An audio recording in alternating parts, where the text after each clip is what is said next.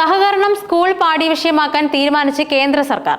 NCERT പദ്ധതിയിൽ 6ാം ക്ലാസ്സിലെ സാമൂഹ്യശാസ്ത്ര പഠനത്തിലായിരിക്കും സഹകരണം ഉൾപ്പെടുത്തുക.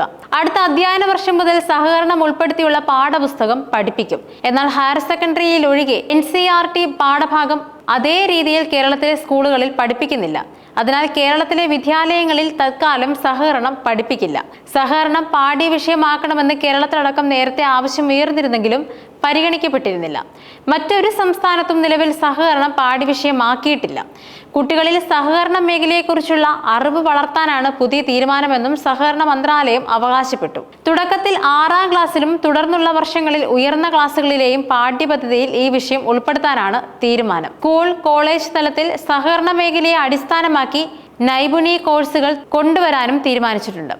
കേന്ദ്ര സർക്കാർ പുതിയതായി തുടങ്ങിയ ദേശീയ സഹകരണ മേഖലയിലായിരിക്കും പാഠ്യരീതിയും കോഴ്സും തയ്യാറാക്കുക. എന്നാൽ അതോടൊപ്പം ഉയർന്നു വരുന്ന മറ്റൊരു കാര്യം, സംസ്ഥാനത്തെ സ്കൂൾ കോമ്പൗണ്ടുകളിൽ അപകടാവസ്ഥയിൽ നിൽക്കുന്ന എല്ലാ കെട്ടിടങ്ങളും ജൂൺ 1 മുമ്പ് പൊളിച്ചു നീക്കും. പുതിയ കെട്ടിടങ്ങൾ നിർമ്മിച്ച സ്കൂളുകളിൽ പോലും വർഷങ്ങൾ പഴക്കമുള്ള കെട്ടിടങ്ങൾ സാങ്കേതിക തടസ്സങ്ങൾ മൂലം പൊളിക്കാനാവാതെ അപകടാവസ്ഥയിൽ നിലനിൽക്കുന്ന സാഹചര്യത്തിലാണ് തദ്ദേശ പൊതുവിദ്യാഭ്യാസ വകുപ്പുകളുടെ യോഗത്തിൽ ഈ തീരുമാനമെടുത്തത്. പഴയ കെട്ടിടങ്ങൾ അടുത്തുണ്ടെന്ന കാരണത്താൽ പുതിയ കെട്ടിടങ്ങൾക്ക് ഫിറ്റ്നസ് കിട്ടാത്ത സാഹചര്യവും നിലവിലുണ്ട്.